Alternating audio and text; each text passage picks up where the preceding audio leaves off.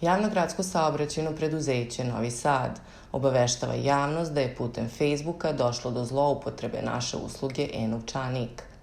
Facebook profil Javni prevoz Novi Sad postavio je objavu da je Javno gradsko saobraćajno preduzeće izdao jubilarnu NS Smart karticu kojom se nudi neograničen broj vožnji svim vrstama prevoza tokom 6 meseci. Javno gradsko saobraćajno preduzeće Novi Sad ne stoji iza navedenog profila i upozoravamo da je u pitanju prevara građana. Sa naše strane uradit ćemo sve da regulišemo ovu probu zloupotrebu imena i usluge preduzeća.